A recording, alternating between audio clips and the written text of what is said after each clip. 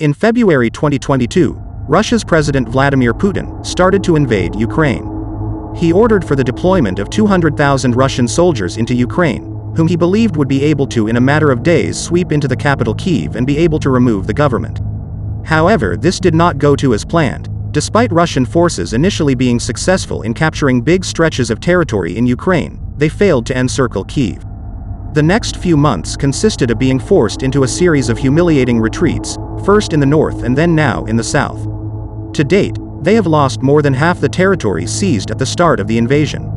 In order to understand why this current invasion is taking place, it's important to take a look over the previous years and see what happened that led up to this conflict. Russia annexed Ukraine's Crimean Peninsula in 2014, in retaliation after the country's Moscow-friendly president, Viktor Yanukovych, was driven from power by mass protests. Weeks later, Moscow threw its weight behind two separatist insurgency movements in Ukraine's eastern industrial heartland, the Donbass, which eventually saw pro-Russian rebels in Donetsk and Luhansk declare the DPR and LPR as independent states. But despite this, the international community continued to not acknowledge them. Many people died during this conflict.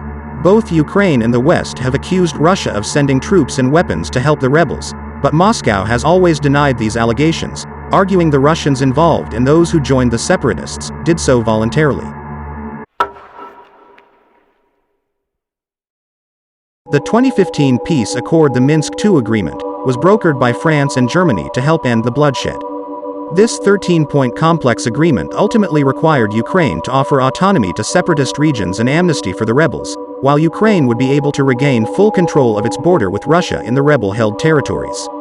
But despite this, Moscow argued it was not bound by the terms of this agreement, as Moscow continues to insist it was not involved in the conflict.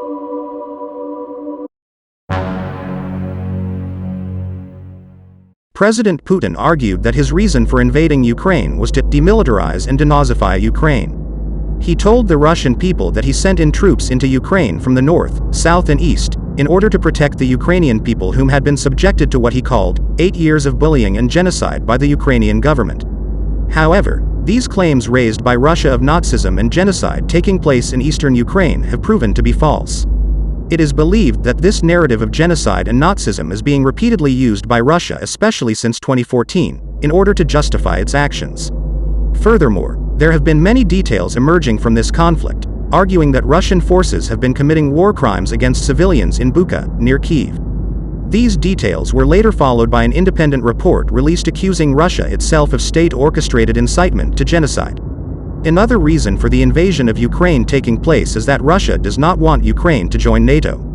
Even before the invasion of Ukraine took place, it is believed there was an agreed provisional deal between Ukraine and Russia, that Ukraine would not join NATO. This is because Russia feared by Ukraine joining NATO, this would bring the Western alliance too closely to its territory. By March, President Zelensky had publicly accepted joining NATO would not happen. For more content like this, please like and subscribe, and let me know what you think in the comment section.